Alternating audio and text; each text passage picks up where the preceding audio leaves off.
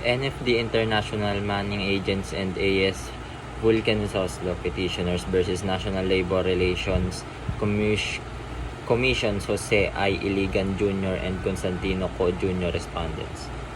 Aside in the present petition for review on certiorari under Rule 45 of the Rules of Court is the June 21, 2004 decision and September 14, 2004 resolutions of the Court of Appeals. The facts of the case are as follows. Jose I. Iligan Jr. and Constantino Co. Jr.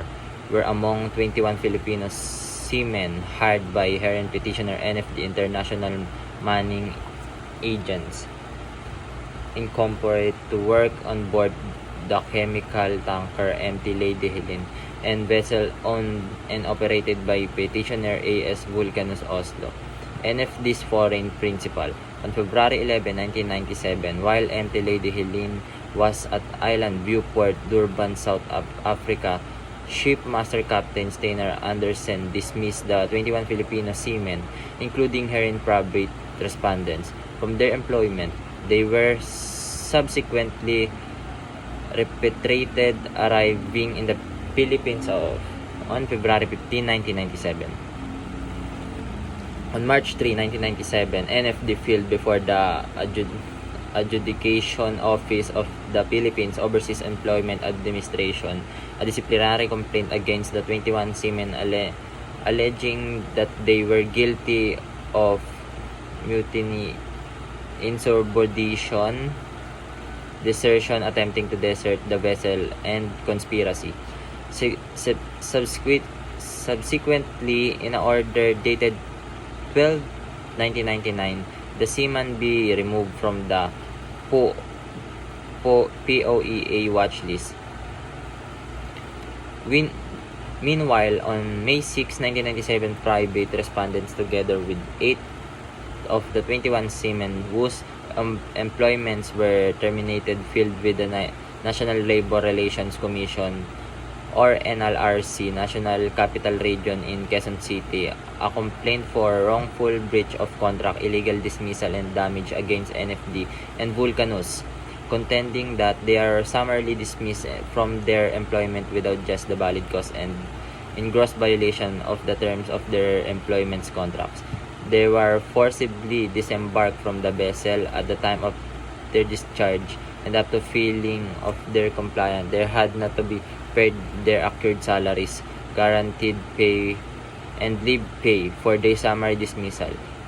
Forcible disembarkation and subsequent repatriation, they seek recovery of their unpaid wages and other benefit, as well as moral and exemplary damage and attorney's fees.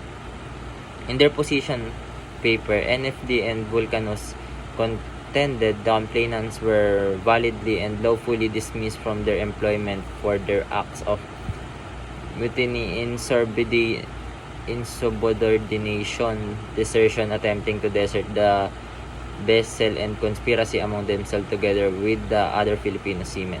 In refusing and failing to join MT Lady Helene in its next trip or destination of Mauritius without just a valid cause, contrary complainants claim they were not forcibly disembarked from the vessel, for out of the 10 complainants had already withdrawn their complaints. Out there remaining 6 complainants, 5 were given the option to return to MT Lady Helene and rejoin it in its next trip, Mauritius. The filing of the complaint was merely afterthought of the complaints after NFD filed cases for disciplinary action against the complainants were not entitled to any of the amounts which they sought to recover. Instead, they should reimburse NFD for the expenses incurred by the latter in connection with their valid dismissal and subsequent repatriation to the Philippines. In their reply, the respondents' position paper, complainants averred that no single specific act on insubordination, desertion, or attempt to desert the vessel of refusal to sail with the vessel was attributed to them. The Filipino crewman who reportedly investigated the alleged mutiny was among those absolved of any liability by petitioner in exchange for a waiver or quit claim which he may have had against the latter. The disciplinary cases filed against them was a tactical move resorted to the hearing petitioners to preempt complainants from filing a complaint for illegal dismissal.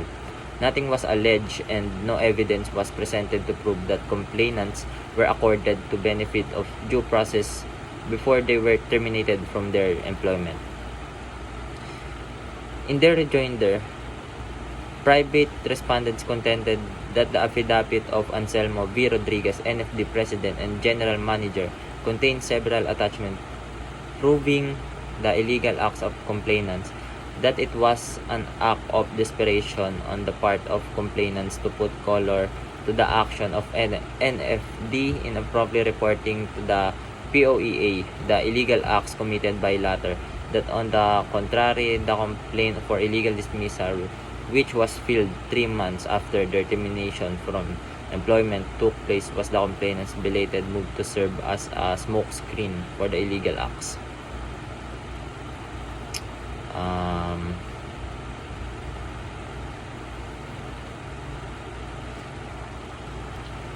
Nonetheless, assigned error, while the court agrees with petitioners that there is no evidence to prove that force, violence, or intimidation was employed to effect the disembarkation of the Filipino seamen, the court still sustains the finding of the CA that the dismissal of private respondents and their companions was done in bad faith, contrary the morals of good customs or public policy, arbitrary and oppressive to labor, entitling them to the award of moral and exemplary damage. Moral damages are recoverable where the dismissal of the employee was attended by bad faith or by constituted an act oppressive to labor, or was done in manner contrary to morals, good custom, or public policy. On the other hand, exemplary damages are proper when the dismissal was affected in a wanton, oppressive, of malevolent manner, and public policy requires that these acts must be suppressed and discouraged. In the instant case, it is undisputed that the respondents and the other Filipino seamen were actually engaged in the performance of their assigned task aboard MT Lady Helene and persevered rendering overtime work when they were unceremoniously directed to disembark from their vessel. Moreover, that the total absence of any prior written notice of the charges against them, the opportunity to defend themselves against such charges, and of written notice of the subsequent decision of the shipmaster to terminate their employment establish the arbitrary and oppressive character of the dismissal from employment of private respondents and their companions. Wherefore, the instant petition is denied for lack of merit. The decision and resolution of the Court of Appeals dated June 21, 2004 and September 14, 2004 in CAGRSP number 78870 are affirmed. So ordered.